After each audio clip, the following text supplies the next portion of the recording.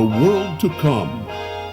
The Restored Church of God presents David C. Pack, answering life's greatest questions straight from the Bible and announcing the wonderful good news of the world to come. Millions are now wondering about the identity of the beast of Revelation. Who or what is it? Is he or it synonymous with the Antichrist? When will the beast appear? Its dreaded mark will arrive at the same time. The book of Revelation says God's wrath will fall on all those who take it. What is the mark? Can one avoid receiving it? If so, how? These and many related questions are the subject of this series about the mysterious beast of Revelation. This is part 2. In part 1, we framed the great questions about the beast and began to bring important understanding that laid the foundation for comprehending all that will follow in the series. But you cannot understand the explanations you will continue to receive unless you view the opening part. In part 1, we closed with the understanding that God speaks in Scripture in terms that only His servants are able to understand. All others will either think they understand, but will not, or will give up, believing that prophecies, including the prophecy and related prophecies about the beast, cannot be understood. In effect, these decide that God would actually go to the effort of recording and preserving them without intending that anyone ever understand them. Such a God would not be worth following. The prophecy about the beast, with all related points and questions, can be understood. Let's continue unlocking it. Through a series of dreams and visions, God used the prophet Daniel to reveal enormous prophetic understanding about how and when His kingdom would come to earth. Take time to read Daniel 1 and verse 17. Understanding Revelation is inseparable from and impossible without understanding the book of Daniel, and vice versa. Daniel reported big, in fact, tremendous news that will affect you in your lifetime. But all that he was shown was to be, it says, closed up and sealed till the time of the end. Therefore, his entire message is for us today. We are now in the time of the end, and this prophecy was written to be understood in our time. This alone should tell you that all previous attempts to explain the book of Daniel, the efforts of all theologians, preachers, prophecy writers, and religionists who tried this, could not have been inspired by God. In fact, most today offer theories and ideas that can easily be seen to be humanly devised, not of God. And what I say should also be proven from your Bible. Do not just take my word. We learned in part 1 that almost all will simply not let the Bible interpret the Bible. God wrote His Word. He alone can interpret it. His servants do not deviate into their own ideas, nor do they listen to psychics, seers, and so-called prophets. One of the most important visions that Daniel recorded is in chapter 7, where, inspired by God, he clearly explains and interprets the symbolism of the beast. This is actually where proper understanding of the Revelation 13 description we read begins. Verse 3 speaks of 4 great beasts that came up from the sea. Verse 4 describes the first beast as like a lion. The verse contains other important descriptive phrases. Verse 5 describes the second beast as like to a bear. The rest of this verse contains more descriptive information. Verse 6 describes the third beast as like a leopard. While this verse gives more description, make note that this beast had 4 heads. Verse 7 describes the fourth beast as unlike any creature or animal on earth. It states that this beast is dreadful and terrible and strong exceedingly, and it had great iron teeth. It is important to note that the fourth beast had 10 horns. Remember, God interprets His own word. He needs no help from men. So then, what has He told us? Daniel's beasts, like the beast of Revelation 13, come from the sea. This is our first clue that what we are reading in Daniel 7 is a parallel to the beast. Other obvious parallels exist between the description of the Revelation 13 beast and those Daniel pictures. Daniel's 4 beasts with the leopard's 4 heads have a total of 7 heads, as does the Revelation 13 beast. The Revelation 13 beast had 10 horns, and so does Daniel's 4th beast. The most important parallel is that John and Daniel both describe beasts that involve a leopard, a bear, and a lion. This cannot possibly be a coincidence. Both obviously describe related beasts, but we will later see that unmistakable parallels continue. But what exactly are the 4 beasts? In verse 16, we see that the interpretation of the things can be known.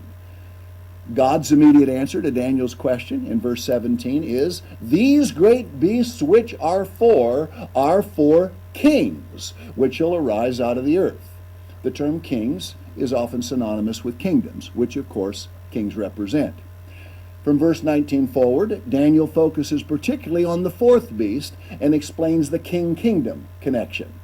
Carefully read his description, noticing verse 23. "The 4th beast shall be the 4th kingdom upon earth, which shall be diverse or different from all kingdoms, and shall devour the whole earth, and shall tread it down and break it in pieces." And what are the 10 horns? Verse 24 interprets them. "And the 10 horns out of this kingdom are 10 kings," or kingdoms, "that shall arise." The 10 kings represent 10 separate kingdoms, nations, or governments. It is now clear that this beast cannot be a human being or a church. Remember, the kings all come out of a kingdom. The obvious meaning of the 10 horns is that they are also 10 separate and sequential kingdoms, because they all come from the 4th kingdom, which is described as ruling the earth. This is a basic scriptural explanation of terms, requiring no human interpretation to understand. We could ask at this point, what follows the 4 beasts? The 4 beasts of Daniel 7 span 2,500 years, from Nebuchadnezzar's reign to the return of Christ. Here is how we know this. Recall that the 4th beast is described from verses 19 through 26. Prior to verse 19, in the detailed introduction about the 4th beast, it states in verse 18, "But the saints of the Most High shall take the kingdom and possess the kingdom forever, even forever and ever." Many other prophecies in the Bible explain that the saints rule with Jesus Christ. But there are 2 other verses here in Daniel 7 which prove most emphatically that this is true. Notice verse 22. "Until the Ancient of Days came, and judgment was given to the saints of the Most High, and the time came that the saints possessed the kingdom." Verse 26 concludes by summarizing what happens to the 4th beast after it, quote, "shall wear out the saints of the Most High," when it says that the saints then, quote, "shall sit, and they shall take away his dominion, to consume and to destroy it unto the end." Now verse 27, again speaking of the saints. "And the kingdom and dominion, and the greatness of the kingdom under the whole heaven shall be given to the people of the saints of the Most High, whose kingdom is an everlasting kingdom, and all dominions shall serve and obey him." We have established that the 4 beasts continue until Christ's return brings the last beast to an end. But who are the 4 beasts, the 4 kingdoms? Let's understand the 4 kingdoms. We can turn to Daniel 2. The book of Daniel addresses many of the other major prophecies of the Bible. The 2nd chapter contains a prophecy spanning over 2,500 years, concluding, as we shall see, with Christ's second coming. This prophecy pictures a giant man consisting of 4 metals, gold, silver, brass, and iron mixed with clay, which represent 4 great world-ruling kingdoms, with the first starting in Daniel's time. For several verses, Daniel discussed with the Chaldean or Babylonian king Nebuchadnezzar certain matters that had come to the king in a dream. Nebuchadnezzar was king of an empire he established approximately 600 years prior to Christ's time. The king's court magicians were not able to interpret what only God could explain. God's purpose was to reveal through Daniel that there is an almighty living God who rules the entire universe and controls all kings, governments, and nations on earth. The humanly wise King Nebuchadnezzar had no knowledge beyond the existence of other human kings and their many false gods. But it was God's purpose to reveal to this human king the existence of his government and that it rules the universe. He also intended to make plain his great purpose in bringing that government to the earth in the latter days, as it says in chapter 2, verse 28. Several verses introduce and describe the image or statue of a giant man. Let's read. Quote, "This image's head was of fine gold, his breast and his arms of silver, his belly and his thighs of brass, his legs of iron, his feet part of iron and part of clay." This is clearly an image of a man, but one constructed of 4 distinct parts. Then, verses 34 and 35 describe a supernatural, it says, stone that smote the image and became a great mountain and filled the whole earth. Note that verse 34 states the stone was cut out without hands. This is because God, not men, had formed it. We will discuss this momentarily. Since the stone shatters the image and replaces it, eventually encompassing the entire earth, this can only be the government of God coming to earth. How do we know? Notice, Jesus Christ of Nazareth, whom you crucified, whom God raised from the dead, this is the stone which was set at naught of you builders, which has become the head of the corner. This verse interprets and identifies Christ as the stone of Daniel 2. When God's kingdom is established, we have already seen that the saints possess the kingdom of God. Again, many verses show that they will rule with the returning Christ. This is proven and clarified in verses 44 and 45, which describe, quote, "the God of heaven setting up a kingdom, which shall never be destroyed. It shall break in pieces and consume all these kingdoms, and it shall stand forever." Now that's pretty plain. The end of verse 45 adds, "and the dream is certain, and the interpretation thereof sure." God leaves no doubt as to whether these prophecies will be fulfilled. He has spoken them, and they will happen. This is why it is so important for you to comprehend, to grasp the identity and the meaning of the beast and the events preceding Christ's coming. He will destroy the final kingdom and set up God's all-powerful world-ruling government, supplanting all humanly devised governments. Daniel 2, verses 34 and 44 prove that these 10 toes, 10 final kings and kingdoms, united under one leader, exist at the time of Christ's coming because the stone replaces them. Now, what do the 4 metals of the image represent? We will see that they are 4 Gentile kingdoms, but you do not need anyone, including me, to interpret them for you. Allow God to interpret the giant image and the meaning of the 4 elements of which it is composed. Watch. Verse 37 states, "You, O king," that's Nebuchadnezzar, "are a king of kings, for the God of heaven has given you a kingdom, power, and strength, and glory." Verse 38 adds, "You are this head of gold." The Bible has just interpreted itself yet again. Nebuchadnezzar and Babylon represent the first kingdom. Verses 39 and 40 go on to describe 3 successive kingdoms that would follow the kingdom of Nebuchadnezzar and Babylon. Here is how they are described. "And after you, Nebuchadnezzar, shall arise another kingdom of silver, inferior to you." Silver is inferior to gold. "And another third kingdom of brass, which shall bear rule over all the earth. And the fourth kingdom shall be strong as iron, for as much as iron breaks in pieces and subdues all things, and as iron that breaks all these, shall it break in pieces and bruise." These verses reveal a succession of world empires depicted by different metals composing the giant image. These were literal kingdoms, What you have just learned is vital knowledge that very few today understand. God expressly reveals to us now that He is the one who establishes and removes again earthly kingdoms.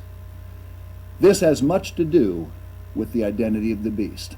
The first kingdom, which was the head made of gold, represented Nebuchadnezzar's Babylonian or Chaldean Empire, 625 to 539 BC.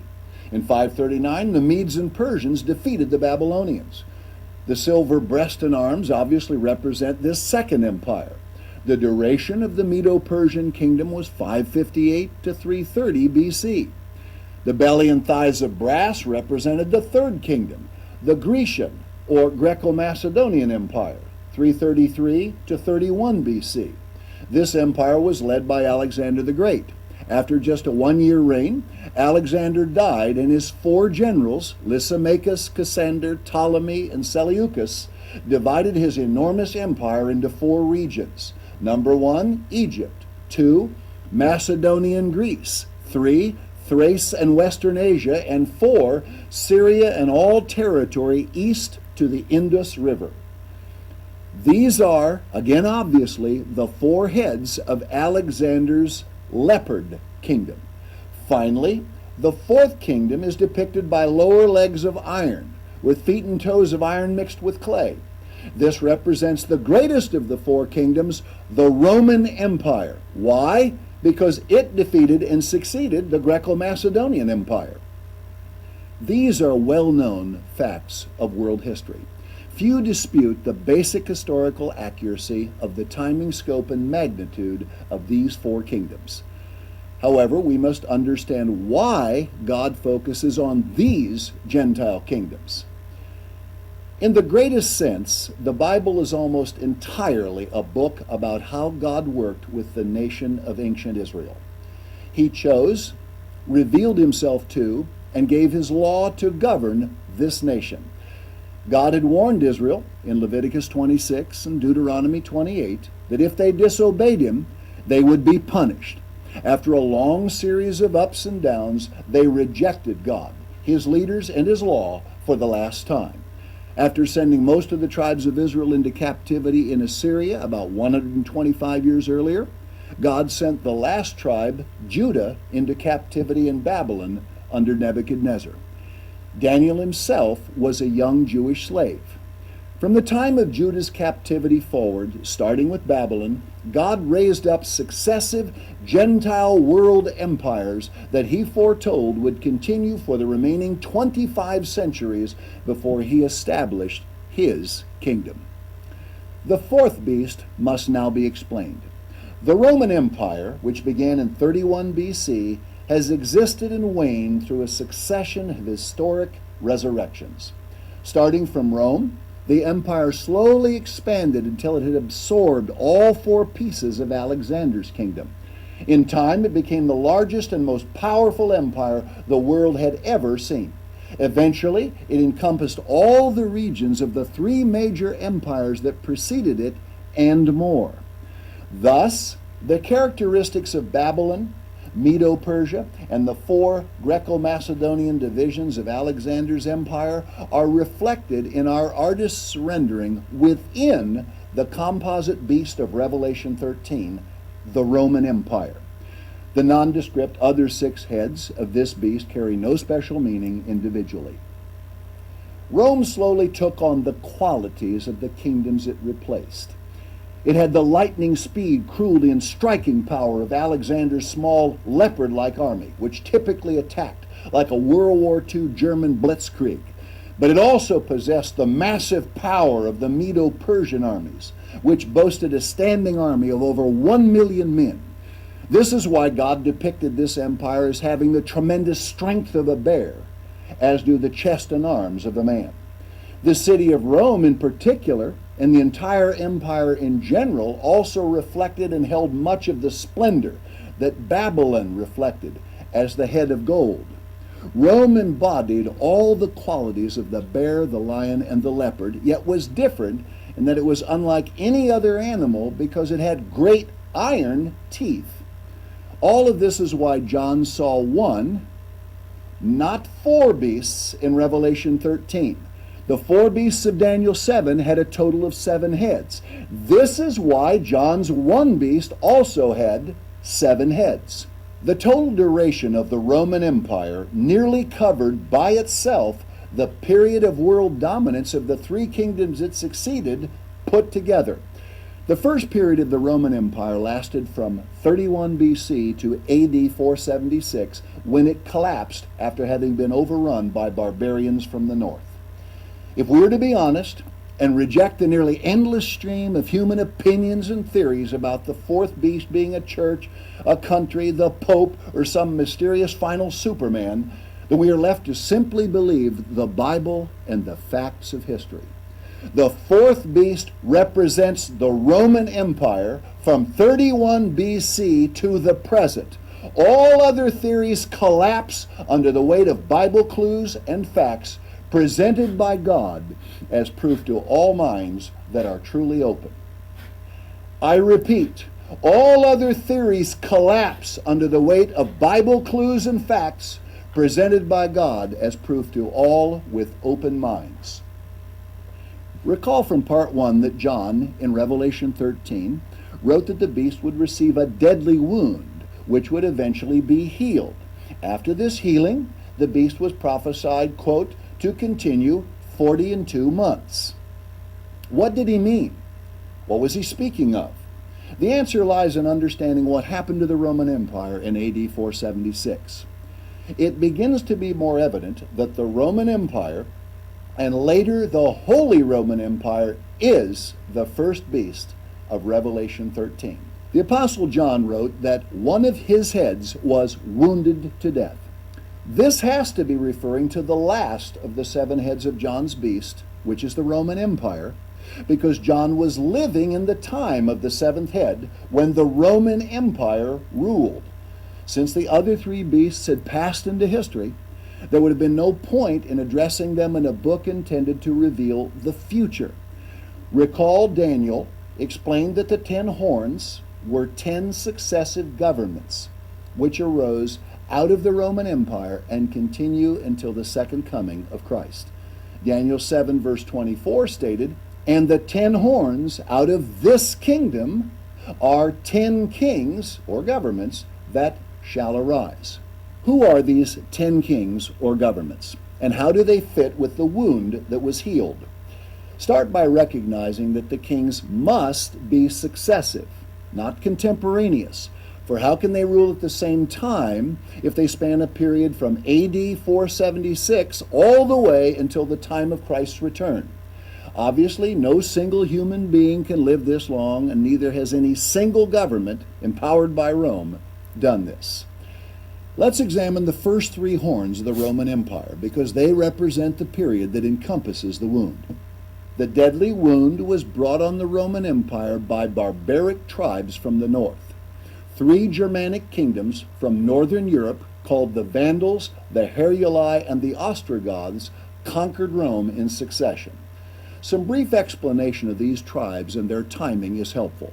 In AD 455, the Vandals swept through northern Africa and eventually attacked and defeated the city of Rome itself. This tribe was so barbaric and destructive that the modern term vandalize is derived from their name. 21 years later, in 476, the Heruli under Odoacer established an occupying government at Rome.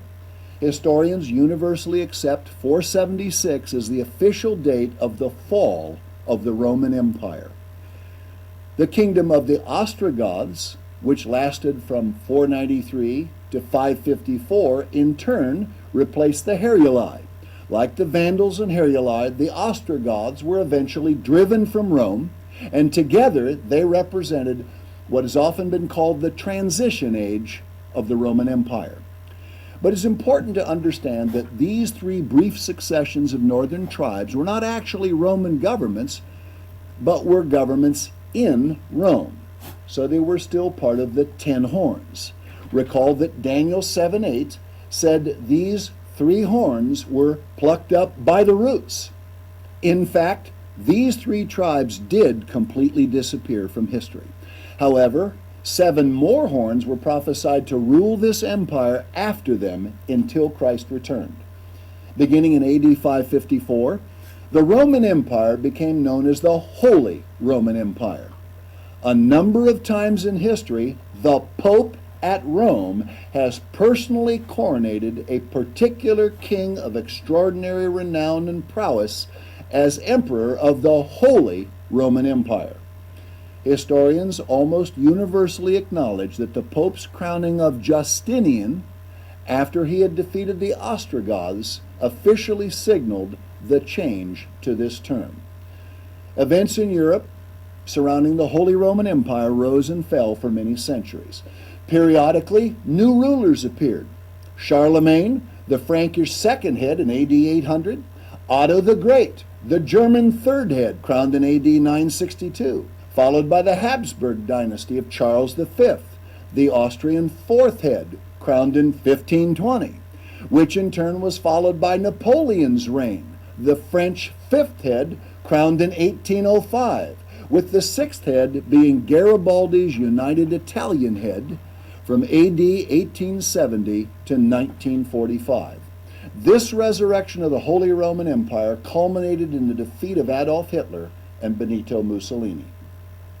After signing a secret agreement, a concordat, with the Vatican in 1929, Mussolini united Ethiopia, Eritrea, and Italian Somaliland back to Italy in 1935. He declared this union the Roman Empire reestablished. A regathering of power under one man is foretold to happen one more time. Historically, the Roman Empire had 2 capitals, in Rome and Constantinople. The 10 toes on the 2 feet of Daniel 2 represent 10 different nations or kingdoms in Eastern and Western Europe. This religious, political combine of nations, also the 10 horns of Revelation 17, will unite under one final, very powerful leader. This united system is now quietly forming behind the world stage. Only the 10th horn of Daniel 7, verse 7, the same as all 10 toes of Daniel 2, is yet to appear. This will be the final, awesome, great beast of Revelation 17 that will explode upon an unsuspecting world with stunning speed and force. Read Revelation 17, verse 12. With the 1989 collapse of the Iron Curtain and the reuniting of Germany, the final resurrection, consisting of countries and kingdoms throughout Central Europe, will soon appear as a superpower United States of Europe. We have already read how Christ will smash this union of kingdoms at his coming.